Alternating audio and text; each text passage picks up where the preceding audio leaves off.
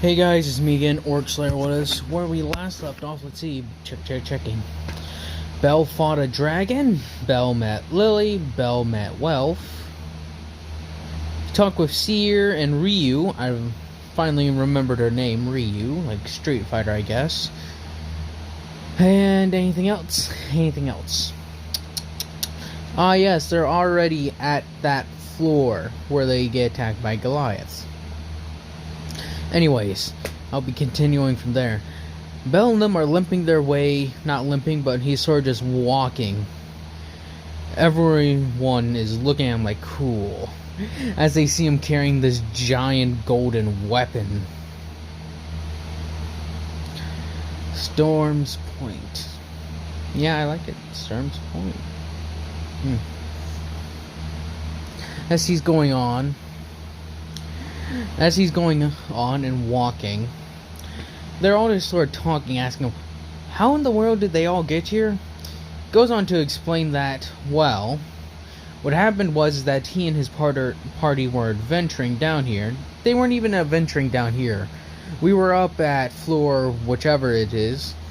Then a bunch of enemies swarmed them, and then they're like, then we got past paraded. Like, seriously, some people ran by and like a bunch of monsters got switched onto us. Bastards.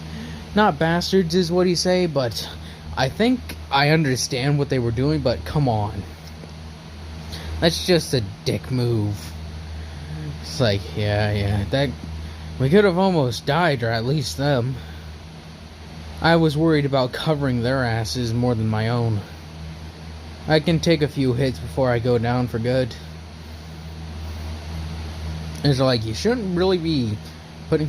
I know you got to worry about putting your life on the line for your party, but don't do it unnecessarily. He's like, whatever. Do you guys have something to drink, eat, or somewhere I can sleep? Or a combination of all three? Like, yeah, we got food here. Here's some wine. Here's some chicken. It's like, ooh, chicken. And that tent over there where we're putting your friends, you can sleep there. He's like, thanks. Before he goes, Ice Wallenstein asks him, so she's curious, how, well, Tiana, all of them are actually curious because they once heard from Eyes that he killed a dragon. Like, is that true? They're like, yep. Can you tell us how it went down? As he regales him with the tale on how he killed the dragon. And he pretty much says exactly how it went. Dragon came out of nowhere when me and my Lily, or my helper, saw a new floor that we hadn't seen before. We thought it was some sort of bonus room or something. Thing came swooping down at me. I almost died. Well, he wouldn't say he almost died. He'd say, he says he got really injured though, as Eyes could tell him. She's like, yeah, he was covered in scars and burns, yeah. Fortunately, I knew some people with healing, and a lot of that I could heal on my own, so. Wait, you got healing magic? Yes. It's not very strong, but it does enough. What all do you know from... As the elf asks him, oh, what magic do you have? Well, he says he has lightning, and he has a few things that would buff people, as he would say. Do you know how, like, could you say it for us? Like, nah, sorry. It takes a lot to, like, say the thing. Oh, actually... No, he doesn't say that. He says, I only use them when I absolutely need it, so I'm not gonna waste it here.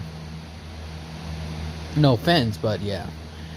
Then I can use lightning, healing, minor healing, and a little bit of buff magic, you could say. And what about your weapon? As he's like, I found it in an abandoned ruin. I did some of that when I was... As he's making up a number, 20. As he says that, like 20. I came all the way from the land of... what's it called? I forget the name. I'll say he calls it, What's the name of the place go? Is it not Fendrick? What was that second place? Ah, fuck it. He says he comes from the land of Anorlando. I was saying that's what's still known as. Although I was saying instead of Anorlando, it's like Brandon Londa. It's like it changed over the years. As he says, as one of them, the dwarf says, I know that place. Some dwarves have adventure there, and from what I hear, some elves. They say it's pretty desolate in the sense that there's not a lot of cities. There are cities, they're just ruins. And if I remember correctly, I heard that's the birthplace of the demons. From what I saw, as they're like, what do you mean? In some of these deep caverns or deep ruins, like really old ones, I saw a story, as he would like to keep it secret, but if anyone else had some other knowledge, they may bring it up. So he says, I'll just get it off the table. It said that's where the gods first came, as I was looking at the story. Showed them descending and showed them going through life. Then it showed them building up the cities, befriending nations, and it showed the Lord as what I've pretty much what I've come to call their king, or their god king, or whichever, as he ruled over, and he had a wife and a son and a daughter. Don't know their names, but I think one was some sort of god of the moon, and one was another god of love, of another figuration. But there wasn't anything descriptive about them, you know? Nothing much, they were just there. The only one given much detail was their father, I've come to call. He wore a crown on his head, had a beard, and he carried a giant flame sword. It's quite odd. Then it showed a war with dragons, it looks like. Then they said across the sea, but then eventually, after they said across the sea, I looked for more and more, but it just stopped. And that's the only thing I saw. There was no continuation, part 2. They just said across the sea in one panel, then the rest is just completely gone. Like, you sure it couldn't have just eroded with over time? This stuff was carved in stone. It couldn't have. And if all that stuff was still there, why wouldn't the other stuff? That's unless it was destroyed for some reason, but and otherwise than that, I can't tell you. As Vendrick did want his story known, but after, like, he had it originally where Bell was in there too, but after Bell had betrayed him, he pretty much commissioned for Bell those walls to just be destroyed and for new panels to be put up, and the best artisans just carve everything in there. He left Guinevere and Gwendolyn faceless just in case they ever betrayed him. Kept with the War of Dragons and everything. He got rid of the Izalith stuff after they turned against him, or he turned against them. But everything after the fire thing, or sending across the lake, or the ocean, he pretty much was going to have it completed when he, in his mind, thought, when I win this war, that's how history will remember it. Because like the saying says, the winners write history. But Bell's side didn't really write the history either. He didn't want himself to be remembered because he split a country apart and literally caused thousands, if not hundreds of thousands, of death. He did not want to be remembered in any way or shape or form. The only ones who remember him are the lizard folk in some way. And other gods. But nothing written at all. Just stories passed down that have changed. And the lizard folk have that pretty much put down. He was a god that came down, killed a bunch of the dragons, then he just switched to their side. The lizard folk have their history down through word of mouth. I believe it's like through word of mouth, which is amazing. But anyways, Bell finishes his story and explains some other times he ran into a few other things. He says how he once ran into an entire thing of underground cannibalistic dwarves. And that's actually, I had an idea for a nice fantasy book. Not nice, but it was pretty nice. Pretty interesting story I thought about. Maybe I should write that down. Damn. Yeah. But he talked about how he once ran into a city of underground cannibalistic things. He couldn't describe them to them because, as he says, he would never talk about that again, saying that that place was truly a nightmare. As he finished off his things, they're like, you can't just leave us off with that, you gotta explain that. He's like, trust me, no. As he says that very deeply and pretty much affirmative, he's not speaking of that anymore. Like, shit. Bell then goes to bed. Hestia gets worried and all of them do, and they gather everyone up. They gather Ryu. They gather Mikado and friends. Hermes, Hestia. Hermes has an interest in Bell. As lightning, he's very strong, has lightning, and he has white hair, and he's tall. This could only mean one thing. He's the grandson of Zeus. As they're like, what? As pretty much some people like Bell, Solar, and all them in heaven, they're like, oh, he's about to figure it out. As in, he's the grandson of Zeus in his head. He's like, no, he isn't the grandson of Zeus, you idiot. He is something equivalent to Zeus. Come on, man. As they say that, they're all just like, well, let's keep on seeing what's happening. Let's see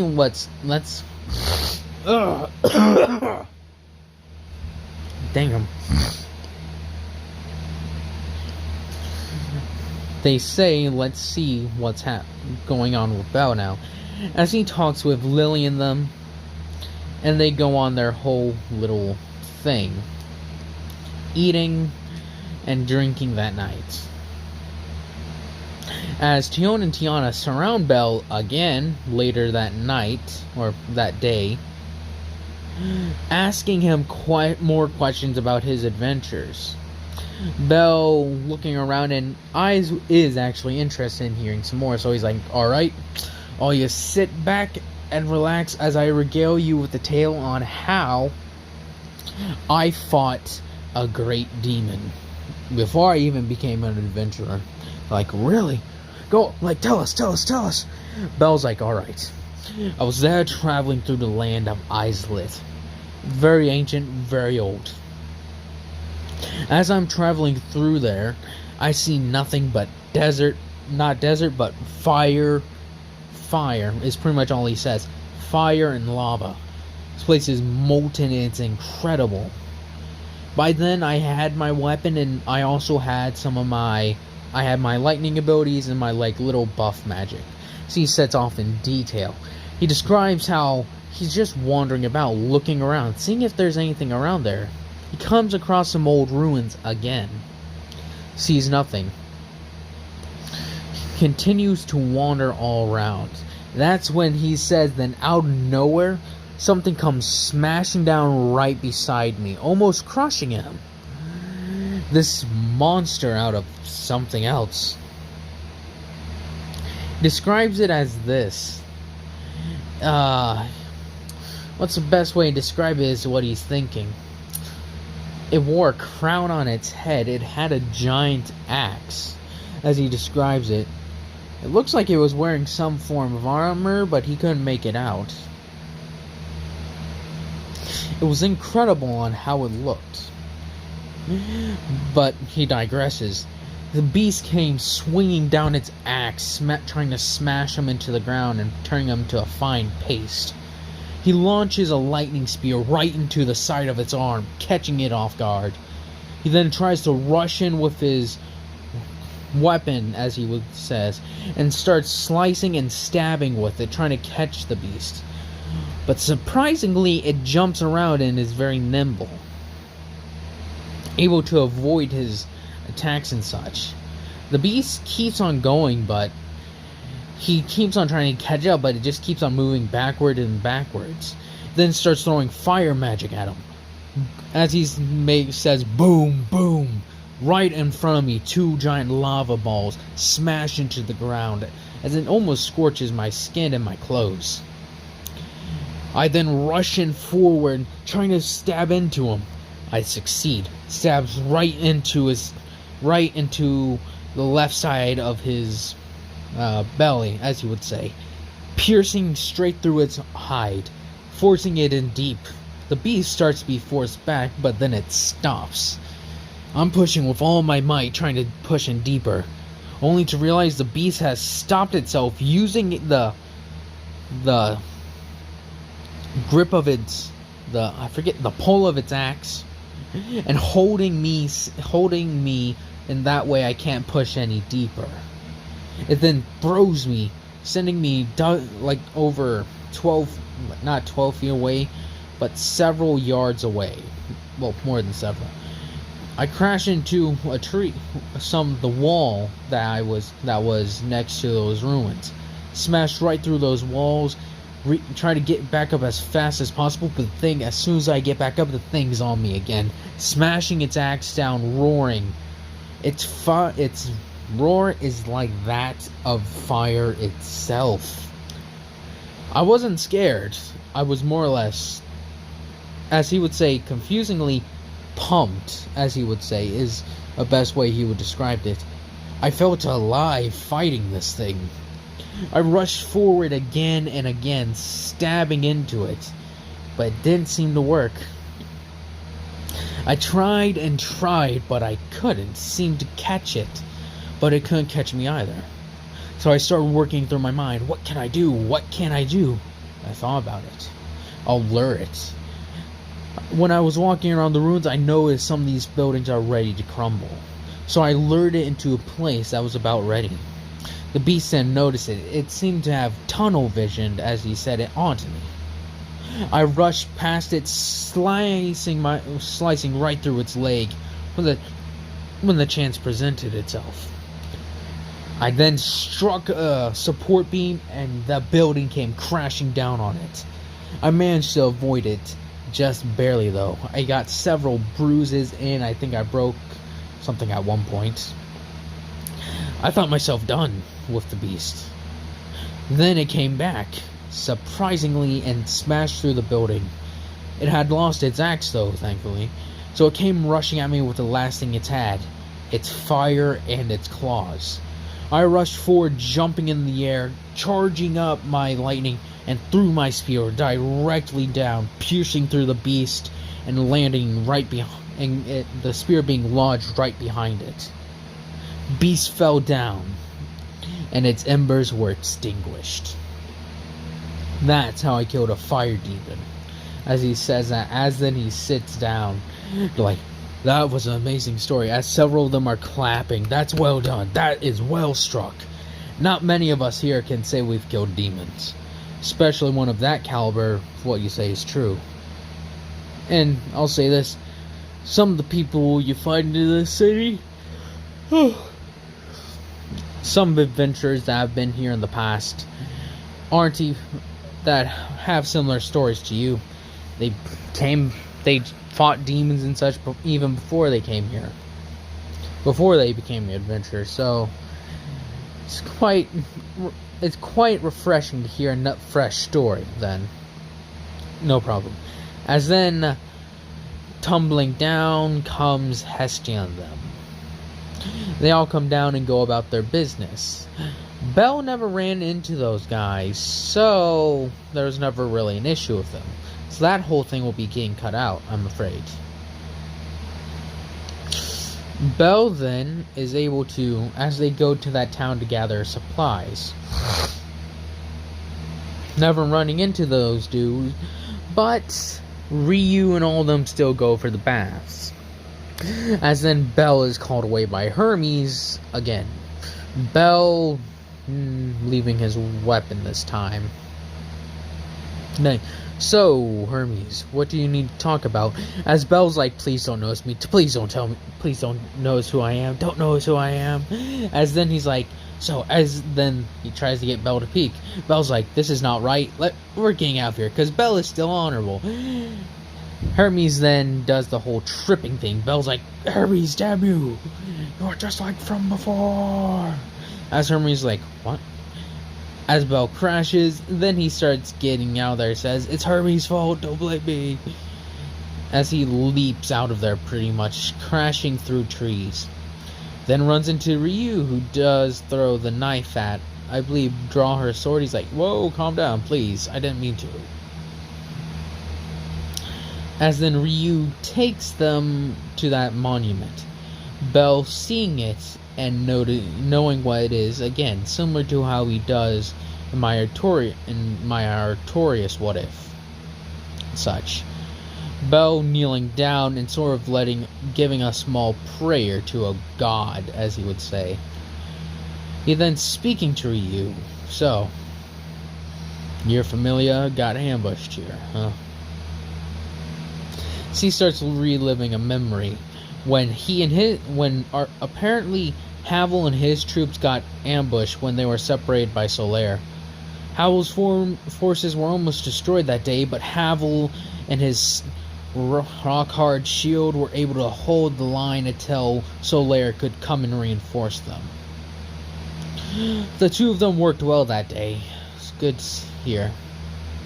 Belle remembering the thing fondly, as they were recalled as Havel apparently was able to demolish more or less over 100 enemies that battle, maybe even more. He didn't even say that there could have been more from the ones that were sent flying.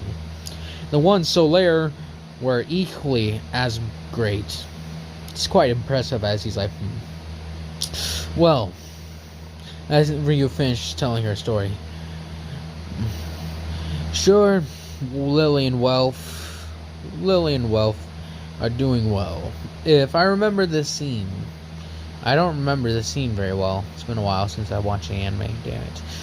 Well, Belle speaking that your friends, may they continue to rest in peace for you. And I don't know if you have found it or not, but I pray for you to find your peace as well. Seems you have, though. With working at the tavern and such, as he says it, maybe that is the way you have found peace, She's like, maybe you're right, Belle, maybe. Anyways, let's return back to them as they talk along the way. So, Ryu, how long have you worked at the place? And she's like, a few years. And Belle's like, and how's Seer? She's like, she's doing well. If I only been gone for a day, well, we see her again till I said hi. Then Goliath attacked. What happens then is that, well, they're all just standing around overlooking a thing. Hermes doesn't hire anyone to kidnap Hestia. Hermes wasn't really told by Zeus to go find his grandson. But Hermes sees something in Belle that he hasn't seen in a long time in anyone. He felt like he's seen it before, but he can't place his finger on it. It's like, dang it, curse my absent-mindedness. As then he's seeing, and then comes crashing down Goliath. But it ain't Goliath. As everyone notices something about this giant. It's gigantic, yes, but it's wearing armor. And has a crown on its head. And there's a giant machete? What the fuck? As then it just lets off a roar and starts smashing this giant machete down into the ground, causing the earth to shake, smashing into the ground and crushing all its foes. And monsters start flooding in. Belle is able, with the small amount of time he has gotten the Avengers and Loki Familia to form some cohesive battle groups, as you would say. Having them go all over, and Belle rushing down to help with in the beginning, slicing into the beast's feet. Being successful to draw blood, but like we know, it has super regeneration. He slices into it, throwing a lightning spear right into its eyes. It's like, deal with it, you beast. Before everyone went into the battle, he's like, says the thing. As he starts, pretty much, everyone, before we go, behind me. He's like, alright. So everyone's behind him, he starts saying the lines. I can't remember what I said. It changes up, alright? It's just a chant. Saying his chant as everyone's like, what the? The three warriors gathered. Well, the warriors gathered beneath one leader. Well, not one leader, but one cause. Unites against their common foe. They all stood strong and forevermore, swearing to a sacred oath to never let any pass, never die, and to live on, as they said. Forget their kings, forget their gods. Fight for your life and fight hard. We promise this and sacred oath. Shouting the sacred oath as everyone feels this boost rushing into the battle. Bel letting off his very powerful lightning spells, smashing into Goliath, cutting his way through enemies at a few at a time, with eyes doing something very similar. As when not Lily, but Wealth and Mikado are almost crushed by the thing, Bel's like, hear me! Charging up a giant lightning strike, throwing it right into the mouth of Goliath. It then, not Goliath, but Yorm, as its face implodes as it does the thing. Bel's like, but before he gets too much of a smile, the machete comes smashing down on Bel. He barely missed, but then Goliath punches into the ground and charges up, not Goliath, but Yorm starts turning on fire thing, and is like, smashing his fist on the ground. Then grabbing, and then pretty much throwing him on the ground, then somewhat blasting him with that mouth thing. Sending Bel flying as he's crashed and smashed through several trees. It's like,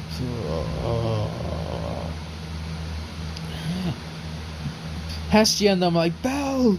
As several of them start running after him. He still has a grasp on his weapon's just out of reach for him. He's like, he's pretty injured. Several bones, almost dozens of bones were broken, and I'm pretty sure he has internal bleeding. As he's laying there, he's like, shit. Oh, that thing is something else entirely compared to the demon.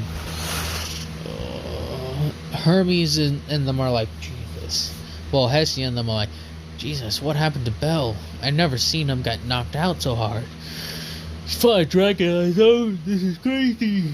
The power up Bel gave everyone is starting to wear off, and people are starting to be pushed back. Hestia and them are like, get up, Bel, come on, get up. We need you back out there. You're our main hitter. Bel's like, shit. Is this where it ends again? I think I'm good with that. Oh, I want it to be adventure, and I got a taste of it. It was a nice taste. It's nice to finally have something to remember. Maybe I'll die for good, or maybe I'll return to heaven. I don't know. Alright. I guess I'm ready. As someone says, no, you are not ready. Bel not waking up, sort of lunging up or sitting up in a pitch white area. He's like, who's there? And, hello, Father. As he turns his head, Solaire? Father. Solaire, what are you doing here? Where are we? This is the point where you cross between life and death. I think you will go to heaven, but I'm not entirely sure about that. Maybe you would, maybe you wouldn't. No clue. Anyways, You aren't coming back just yet. He's like, come on. Solar, I'm ready. I'm had a nice little fun and feel like well, I was immortal. Yes, but if you die now, they will all die. Don't you see that? He's like, they'll be just fine without me. They've been doing this without me for ages. Yes, but Hestia won't. Well, Crozo won't. Lily Lockhart or whatever won't.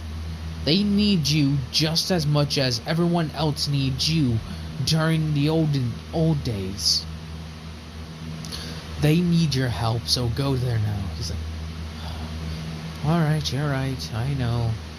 Maybe it's me being selfish and just wanting to stay dead.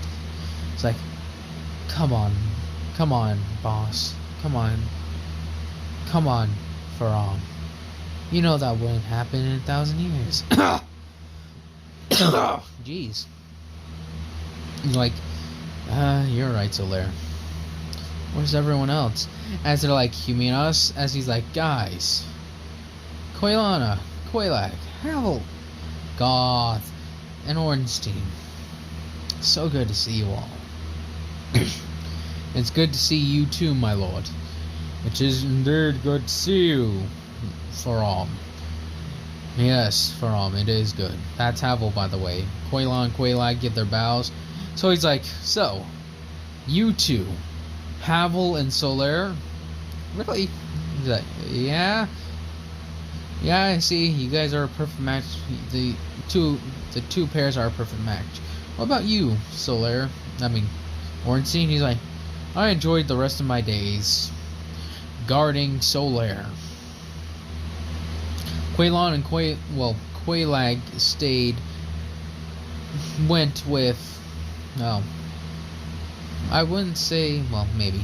Havel and your Ferosa warriors sort of stuck together, so Quaylag went with him. They all sort of stayed and formed their own little semi-kingdom, as you would say. It wasn't really a kingdom, more or less.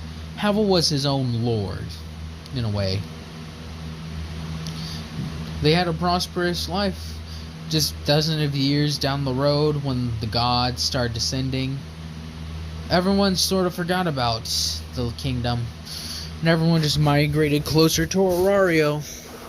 You know? It's like, indeed. The greatest kingdoms and even the gods are all at the mercy of one thing. Time. That is the one thing nobody will ever escape. As he says that, well, I guess it's time I head back down there, isn't it? It's like, yes. Before you go, as they say this, as Soler says this, he's like, gives him a hug. It's good seeing you again, Faram. You know, it's good seeing you again, Soler. My first son, as he says that.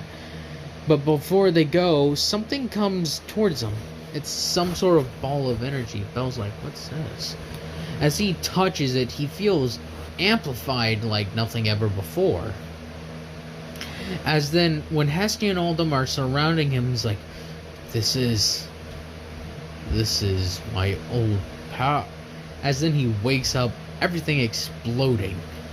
Sort of miniature tornado forms around Bell with lightning and energy. He's like, I haven't been this powerful in ages. He stands up,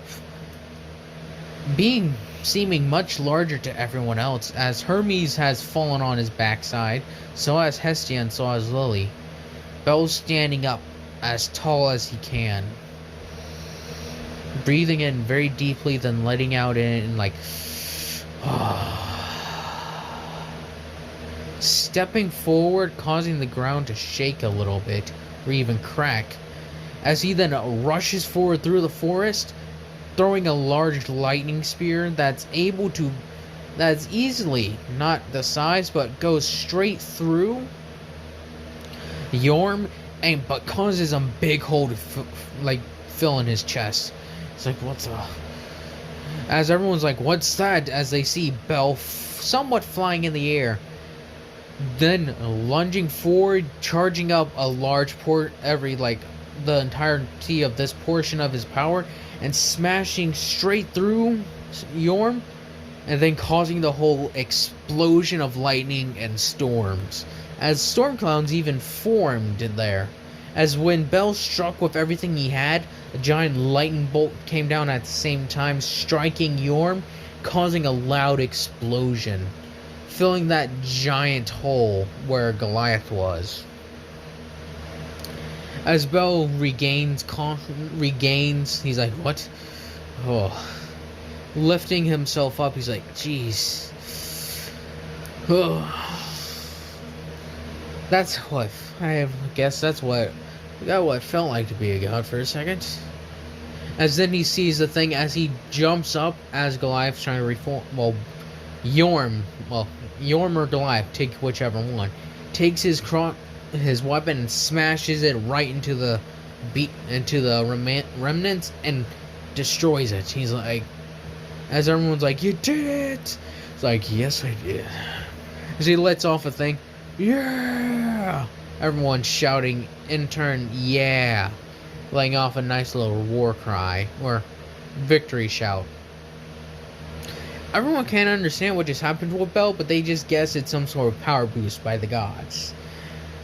Bell's like, this was good, and I'll continue to live for as long as possible for you guys, Solaire. Solaire and them are like, yeah. Anyways, that's where I'll be ending this off. I hope y'all have enjoyed this. Hope y'all continue to enjoy this. Hope y'all have a nice day, nice night, nice life.